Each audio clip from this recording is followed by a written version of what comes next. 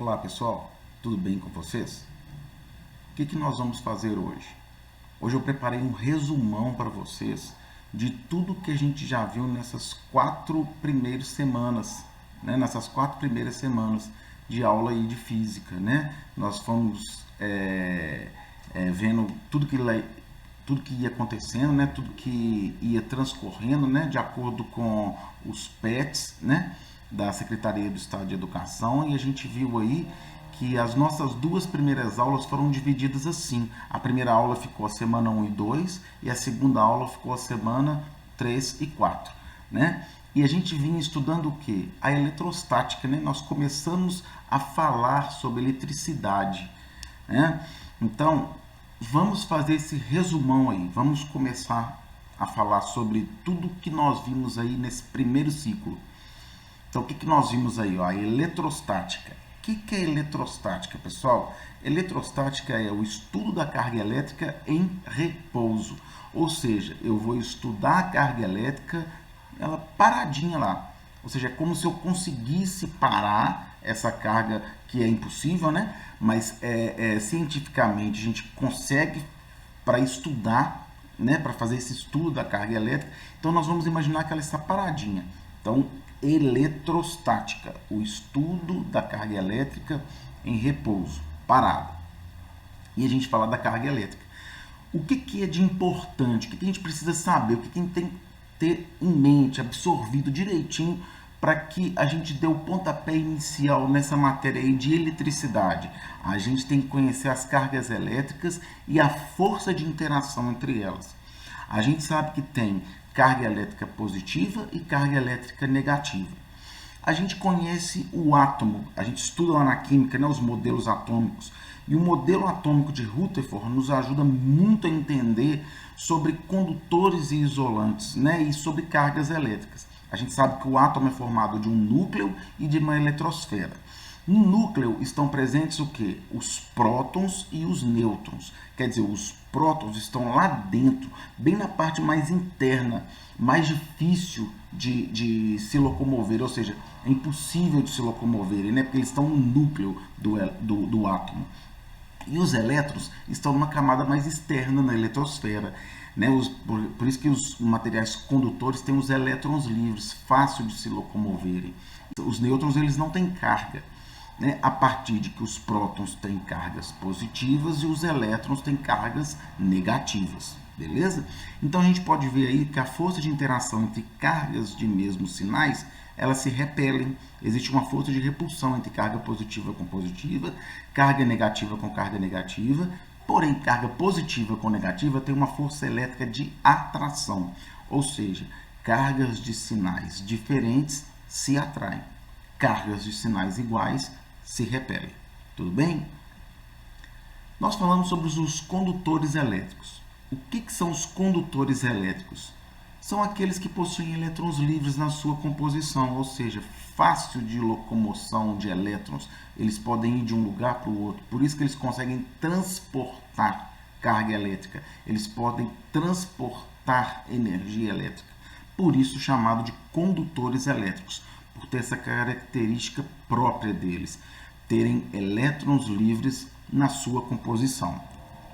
Os isolantes elétricos não acontece isso, né? Os isolantes elétricos, eles não têm esses elétrons livres na sua composição, por isso é muito difícil ter essa locomoção de elétrons. Eles não têm os elétrons livres, eles não têm esses elétrons para transportar energia através deles, né? Exemplos aí de condutores elétricos: metais, né? Cabos de alumínio, cabos de cobre, panela, né? Panela de alumínio, outro tipo de condutor elétrico, água salgada, né? A água com composição de NaCl, cloreto de sódio, formam íons ali dentro. E a gente tem que lembrar que a água pura, o H2O puro, ele não conduz eletricidade, exatamente porque não tem esses íons na sua composição, ok? A água da torneira ela conduz eletricidade. Por quê? Porque a água da torneira ela tem tratamento, ela tem sais minerais, então quer dizer, tem íons ali na sua composição que podem o quê? Ser cargas livres, né? E podem transportar energia elétrica aí no interior dessa água, ok? Isolantes elétricos. Exemplo de isolantes elétricos: borracha, plástico, PVC, né? Tubo de PVC. São exemplos de isolantes elétricos. O ar é um isolante elétrico, beleza? É por isso que, por exemplo, você não vê numa tomadinha lá, você não consegue ver um raio passando de um buraquinho para o outro, né? Do fase neutro, né? Na pilha, por exemplo, positivo e negativo, você não vê um raio passando, porque o ar é isolante. Aí você pode me perguntar, né? Mas, Reinaldo, e quando tem aquela descarga atmosférica, né? O raio, é porque a nuvem carregada, ela vai se como se fosse inflamando de energia, né? Um acúmulo de energia que ela vai precisar de quê? Descarregar. Ou seja, ela consegue vencer a rigidez dielétrica do ar. É o que a gente chama de rigidez dielétrica. Então, você pode colocar isso na sua cabeça. Não existe nunca na natureza um isolante 100% e um condutor 100%. Se tiver essa quebra da rigidez dielétrica, ele passa a conduzir. Né? O exemplo aí do ar, quando tem aqui as tempestades. Né? E vimos também nessa primeira aula os processos de eletrização. Né? São eles: a gente pode eletrizar dois corpos por atrito, por contato ou por indução. Né? Como que eu eletrizo por atrito? Por exemplo, se eu pego um objeto, por exemplo, um bastão de vidro e um pedaço de lã. Se eu atritar esse bastão de vidro com a lã, o que vai acontecer? Antes desse atrito, né, de eu conseguir esse processo, né, fazer esse processo de eletrização, eles estavam neutros. Quando eu começo a atritar e esfregar um com o outro, um fica positivo e o outro fica negativo. Okay? Então, o que eu tenho que ter em mente? Não é quem vai ficar positivo e negativo. Eu tenho que lembrar que no processo de eletrização por atrito, os dois corpos ficam eletrizados com cargas de sinais opostos. Já na eletrização por contato, o que acontece?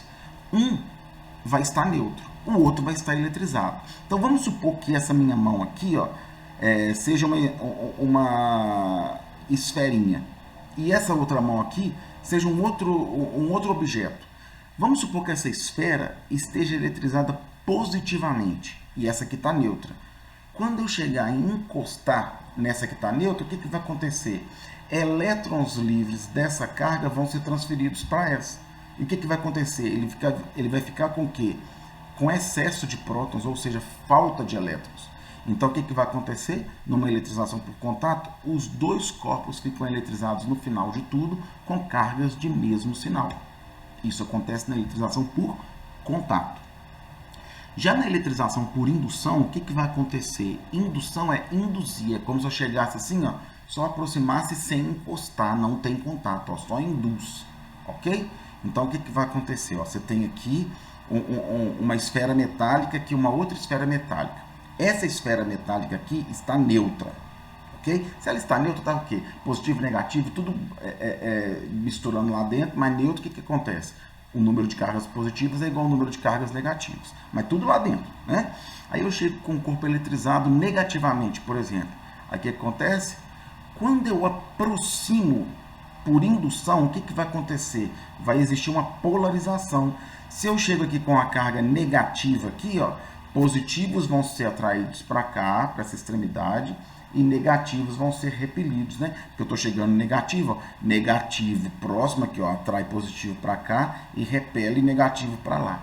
Aí eu preciso de quê? De um fio terra. Eu ligo um fio terra na outra extremidade, o que acontece? Os negativos são escoados para o terra. E o que vai acontecer? Ele vai ficar com excesso de positivo, porque os negativos escoaram.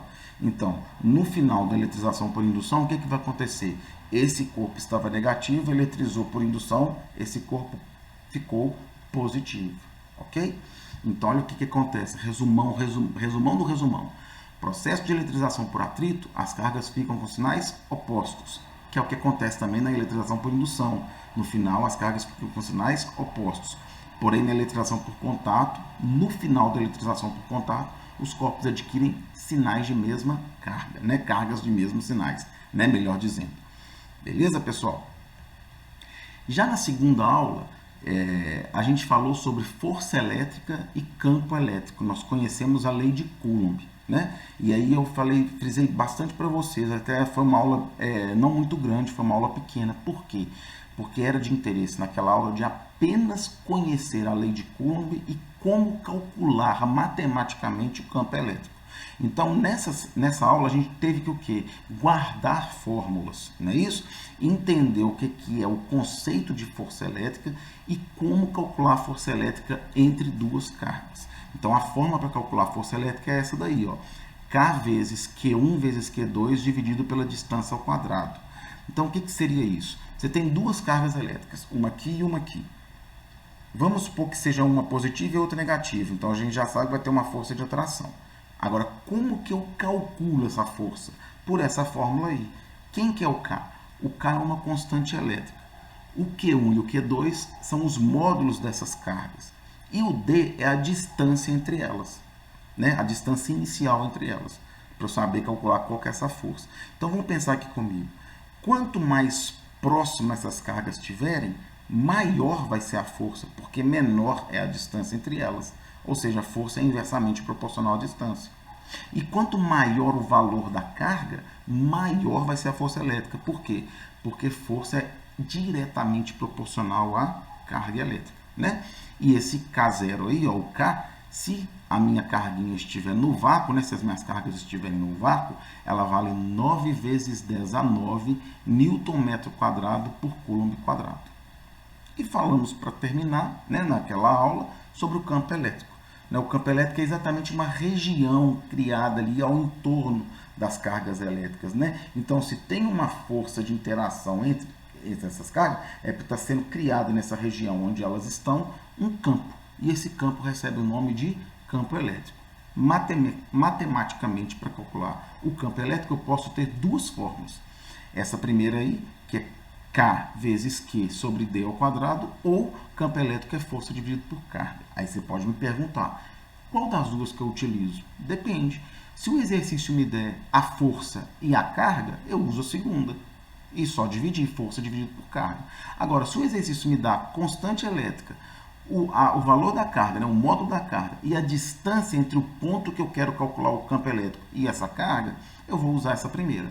Né? Multiplico K pelo valor do módulo da carga e divido pela distância ao quadrado, né? A distância do ponto que eu quero calcular o campo elétrico até essa carga. Beleza, pessoal? Então, esse foi o resumão aí do primeiro ciclo, né? Dessas 4 primeiras semanas aí do nosso estudo de física aqui no terceiro ano. Tranquilo, pessoal? Então, um grande abraço para vocês, bons estudos e até a próxima semana.